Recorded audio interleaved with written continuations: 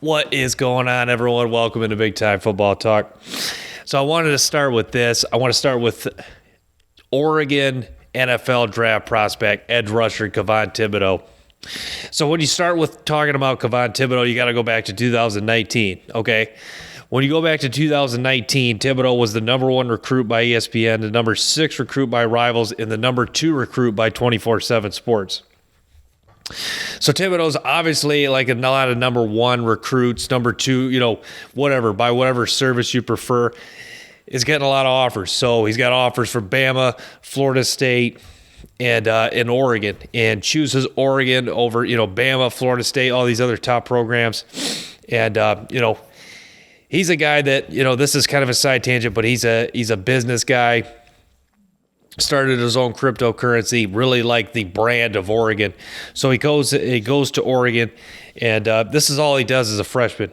I say that sarcastically. Coaches Pac-12 Freshman Defensive Player of the Year, AP Pac-12 All-Conference First Team, Pro Football Focus, All Pac-12 Second Team, broke the Oregon freshman sack record with 9 and led the team with 14 tackles for loss. Pac-12 title game. Had 2.5 sacks. Big-time players step up in big-time games. That'll be the first of the few times I've said that about Thibodeaux. And then, it's one of those things. He not only just had a great freshman season, but he carried it into 2020. You saw in 2020 they only played 7 games, 3 sacks, 9 tackles for loss, but was very dominant last year in 2020. And it was something to watch. Again, big time players step up in big time games like Thibodeaux. In the Pac-12 championship game, he really just made life really hard on Kedon Slovis. You watch, Slovis was flushed out of the pocket so many times in that game. It seemed like almost every play.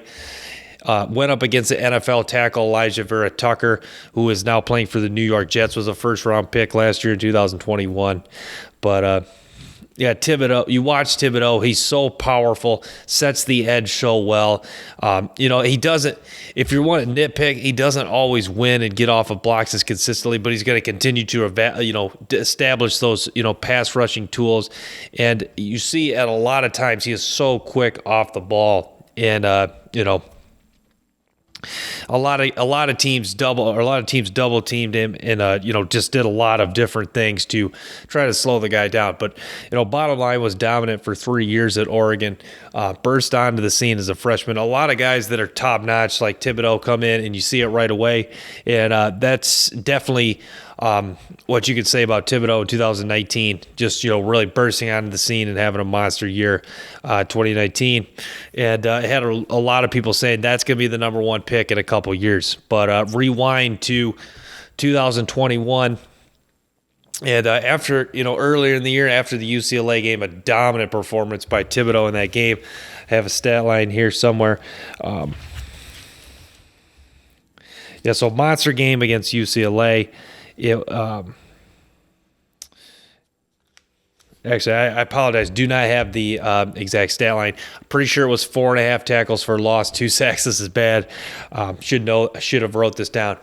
But anyways, everyone in America saw that was a Herb Street Fowler. This is the big game of the week, Saturday primetime football. 3:30 ABC kickoff, and Thibodeaux's just all over the place making plays. Big-time players step up in big-time games. I guess the point I'm trying to make is I think we're really overthinking Thibodeaux, and a lot of guys that are really that good, you see it right away. So check that box. Thibodeaux comes in 2019, dominant player, dominant in the Pac-12 championship. So early success, dominant in the championship game. Is a guy that's, got the first overall pick buzz, not just a future first round draft pick buzz. So you check that box, and then you go to 2020. Is he going to have a sophomore slump? No, he doesn't. Has another, great season, very dominant. His, now in 2020 is drawing a lot more attention, and teams have to, change their game plans for him, start double teaming him, chipping him, whatever you want to do, running away from his side, and he still was very very successful in 2020. Also a COVID year, a lot of distractions. The Pac-12, were they going to play? Ended up playing, and then they just played a total of 7 games. So, yeah, and then this year, dealing with the ankle injury, obviously didn't play against Ohio State, and that was a game I was really excited. I think if Thibodeaux plays, I think he really would have made a statement game. Obviously, Oregon had a very good day there, went into Columbus and upset the top 5 ranked Ohio State Buckeyes on the road in the Horseshoe. But yeah, and I'm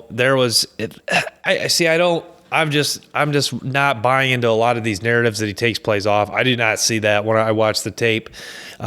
He looks like a guy that his worst plays are stalemates, which is a huge sign of a successful pass rusher. And, all the thing where he skipped the drills at the combine, I didn't really understand that, because if you want to, the media wants to compare everything to Aiden Hutchinson. Aiden Hutchinson didn't technically do every drill. He opted out of the bench press, in which, is it a huge deal? No, but everyone's pushing the narrative, Hutchinson, did every drill, and look at Thibodeaux. He skipped the off-field workouts, but he did the 2 main things you wanted to see: the bench press and the 40. And those were both elite grades: 4.58 in the 40-yard dash and a 1.59 split, 27 reps in the bench press. Wants to do his full workout at the pro day, which is fine. Obviously scouts would like to see him do it at the combine, but what difference does it make? I guess if he does it at the Pro Bowl or the pro day, excuse me. But I guess it was one of those things he promised that he said he was going to do it, and he chose not to do it. So I guess that made scouts a little frustrated there.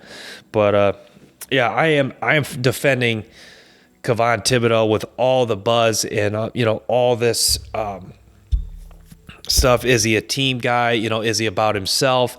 His mode is question marks of his effort. I'm a full defender of Kayvon Thibodeaux, and with all the stats I just backed up, stepping up in big time games, dominant all 3 years at Oregon, and then that's why I think he's the best player in this draft.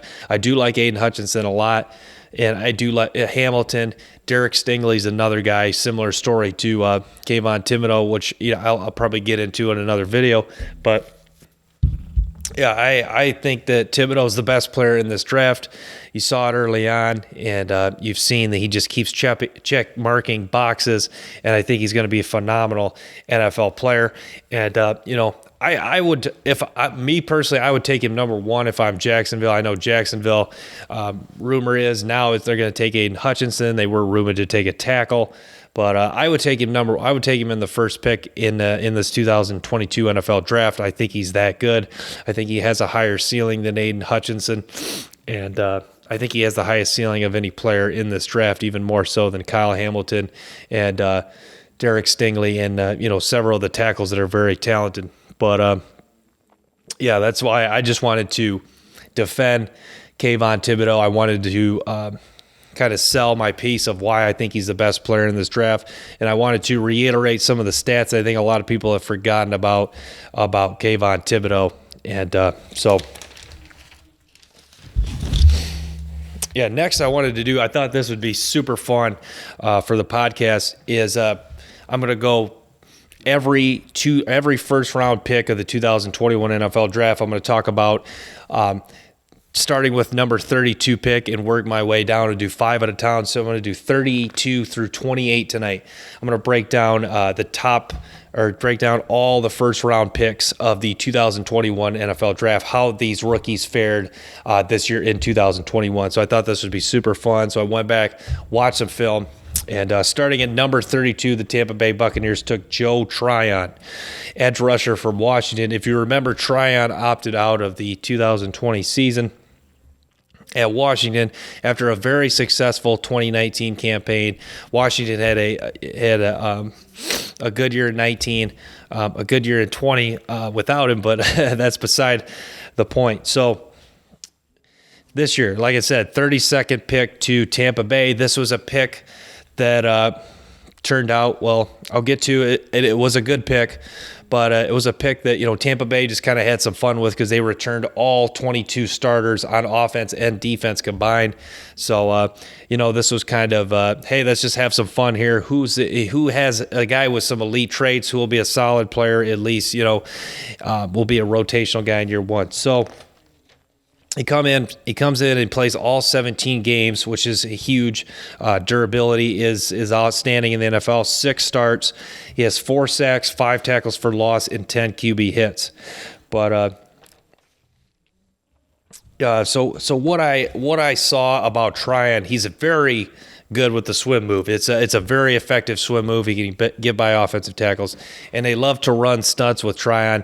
He's very sneaky quick at getting into the backfield, especially when he's got an open lane. He closes on the quarterback quick, and he has some good ability to drop back into coverage, and they can send him through the middle, can play him. He mostly plays in the wide 9 technique, but they also moved him in like the 3 or also like the 4 technique inside, and he can rush from there. And what I wrote versus the Giants, good pressure, sneaky quick in the backfield, effective swim move, kind of stuff that I reiterate. Several pressures on stunts. For not a guy, his power is not super great. I'll just say that, but he sets the edge pretty well, and it's smooth in coverage, and had a good game against New England. Had several pressures on Mac Jones. I think he finished with 2 sacks in the game, but it was he kind of tailed off a little bit because there was. What's too bad is there was a lot of hype in the Tryon had a really good preseason, and then early in the year had a nice game against the New England Patriots. And then as the season went on, he wasn't as dominant as you thought he was going to be. But he's even a guy with his versatility. You could play at the at middle linebacker, but he's a guy that can he improve his strength and use his power a little more effectively to get better pushes, and can help him get to the quarterback a little faster. But with that being said, it'll be interesting to see what jump Tryon makes next year. You thought it was a pretty good compliment to what Tampa Bay has. I mean, you have Pierre-Paul, you have Shaquille Barrett, guys that are more powerful, Ndamukong Suh inside, Vita Vea, who's just a massive human being. So it was a pretty good compliment getting, the quick guy with some coverage ability who can, win with a swim move, and you can use it, with stunts to alter ways to kind of, get him, pursuing ball carriers and, get him moving around the football field. So like the pick from Tryon, I think he had some very valuable snaps for Tampa Bay this year. So the next guy, this is a guy I love watching play football at 31, and that's Jason Odafe Oweh, the Baltimore Ravens' 31st pick. To me, this was a pick that made sense for Baltimore. They've had a history of developing pass rushers. A guy that ran a 4.36 40 at his pro day at Penn State. A guy that shows that, disruption is critical and not necessarily production is everything. Super disruptive last year at Penn State in 2020, even though he didn't even have a sack. But this year in 2021 with Baltimore, 15 games played, 2 games started, 3 forced fumbles, 5 sacks, 5 tackles for loss, and 15 quarterback hits. So what I like about Odafe Oweh is he is not afraid to take on blockers, and even when they run away from him, he has the speed and quickness to go close on ball carriers, and make tackles for loss, which is just shows to the quickness and speed that this guy has. And like Tryon, he is so effective at getting after the quarterback on stunts, and has showed he is a monster against the run, just not afraid to shed a couple blocks, whether it's offensive linemen, whether it's tight ends, and it showed, can pursue to the outside and really just, stops the ball carriers, for, one gain or at the line of scrimmage so many times. And having a guy speed like that to pursue ball carriers is critical because that saves you so many yardage on the season when it adds up. So Yeah, the speed thing really is huge because, even on plays where he doesn't just like destroy the offensive lineman and fly in the backfield, he's setting the edge and they run away from him and the ball carrier dances and he just flies. Even if it's a tackle at the line of scrimmage, that's critical. A tackle for no gain, in my opinion, is so much bigger than even a tackle or a gain of 1 or 2 yards because when the offense gets a positive yardage play, your mindset is a lot more positive than when you have no gain. No gain is just like, a lot of times no gain is worse than a negative gain because no gain can mean go from second and 10 to third and 10 or, third and 10, third and 11, not a huge difference. In the NFL, sometimes third and 8, third and 7 is a big difference. So that's what I'd say. Elite quickness off the ball for sure. Yeah, I would say, and I like the against the Chargers, he did a tremendous job against Slater, really pushed Slater back several times.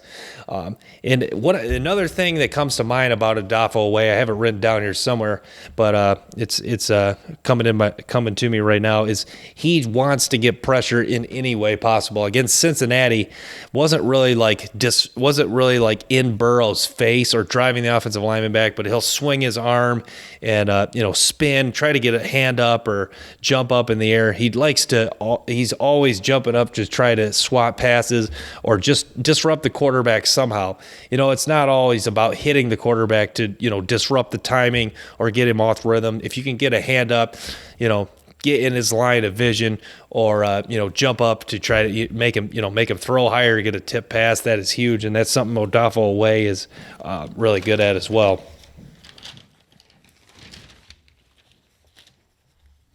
But, like I saw some Ravens fan talking about Odafe Oweh moving forward, and it's so true. He's a guy that, whilst this was more of my opinion, he's a guy that right now he can't necessarily win with power consistently, and that's a lot of times he was just strictly stalemates, which is fine, but you'd love to see him get pressure more consistently, and he's a rookie. He's going to get better. You've seen Baltimore, like I said, has developed pass rushers super well. So point being is, once he adds a few more pass rush moves and he adds some more strength, it's not Penn State anymore. In college, I think he could consistently win with just power. Now he's going to add some tools, and this could be Odafe Oweh is why I get so excited. He's a guy that can make a huge year 2 jump for the Baltimore Ravens. So really excited to see what's in store 2022 for Odafe Oweh. But I really like what I saw. Nice sack on a stunt versus Miami, and does a good job. I'll add this, does a good job of wrapping up quarterbacks well. Wrapped up Jacoby Brissett. Jacoby Brissett is not a small guy by any means, and he did a great job of wrapping him up and getting him to the ground. So that's Jason Odafe Oweh at 31.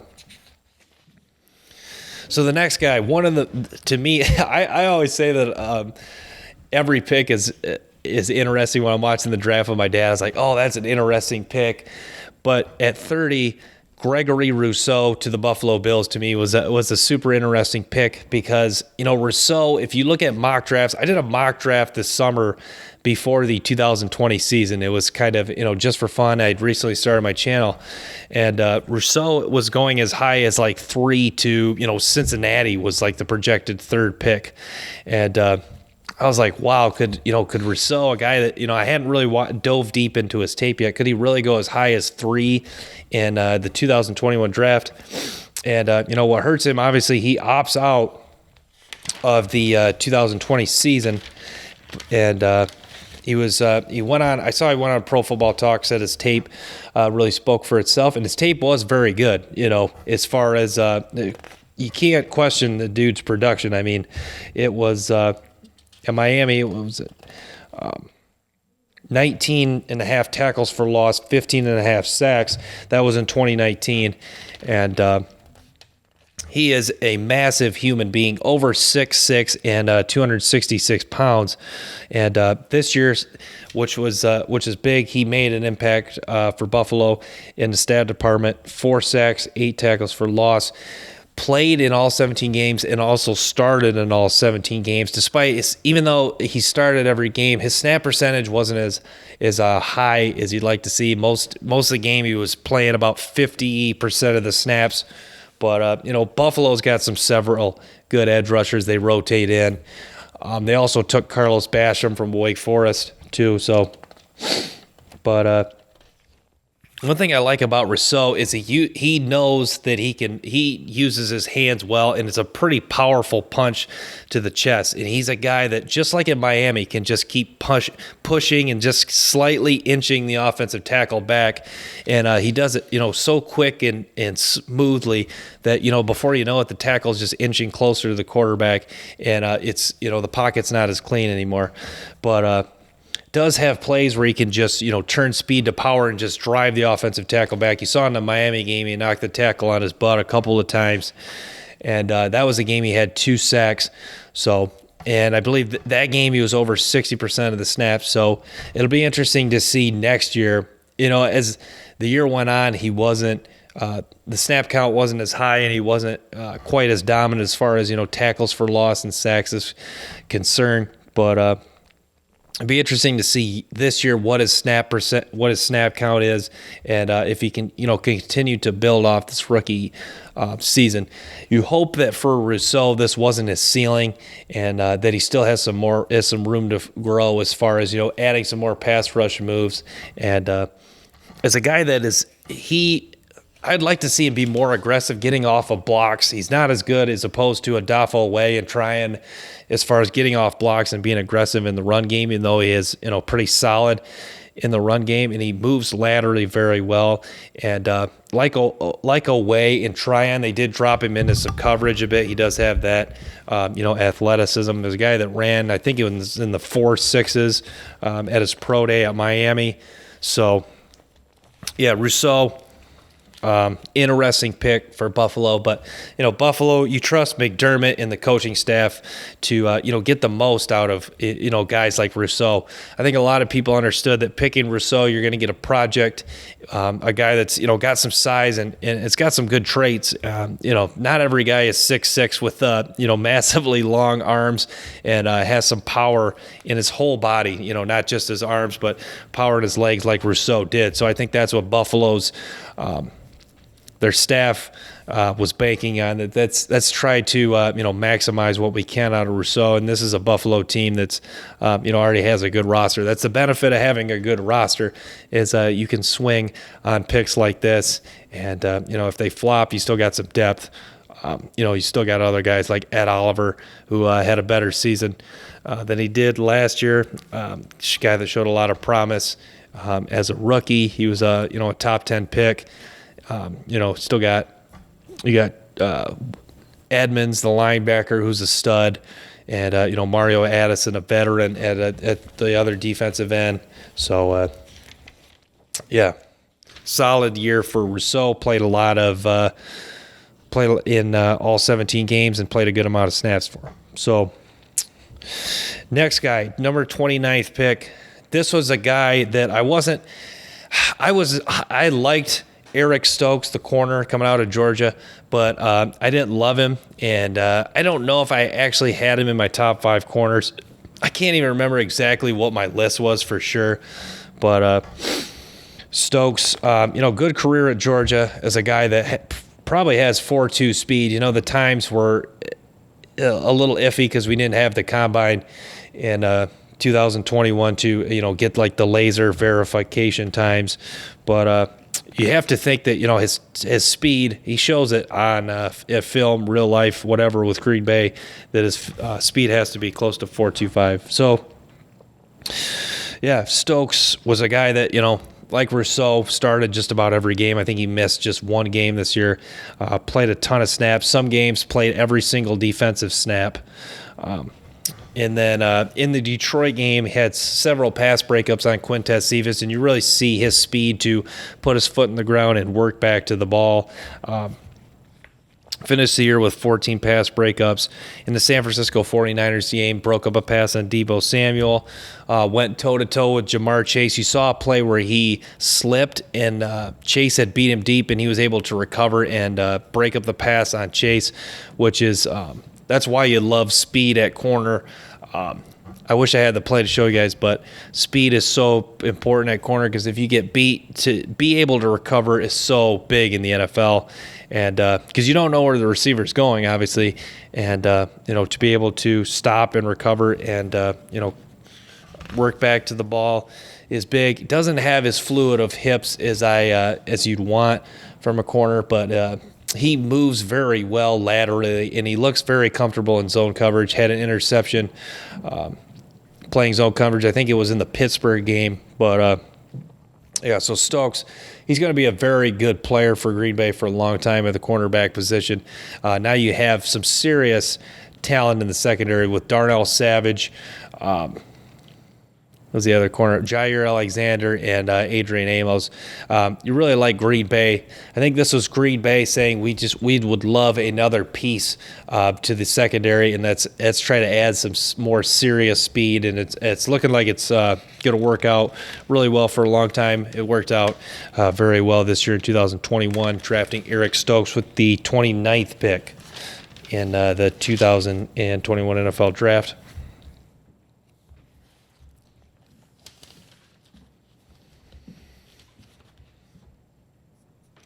So next guy is Payton Turner from Houston.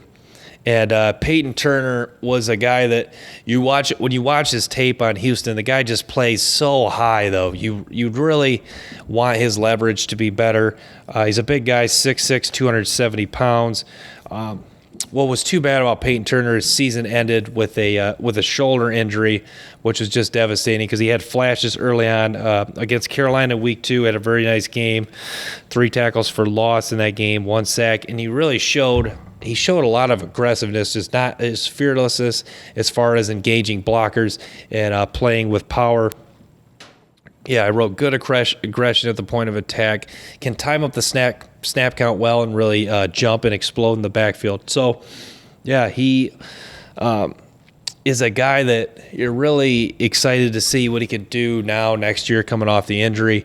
And, a guy that I didn't really study a ton at Houston. I wish I would have taken a deeper dive in, but there was a lot of hype around him. And this pick reminded me so much of New Orleans taking Marcus Davenport a couple years ago, a guy from, not a Power 5 school, a pass rusher with some good traits, maybe not necessarily any elite traits, but a guy that you could, develop and should be a solid starter for you. And the Saints, like the Bills, have a couple good, edge rushers already you can learn from in Cameron Jordan and Marcus Davenport, and you hope he stays healthy and just can continue to get better and work with those guys. But very, very exciting stuff.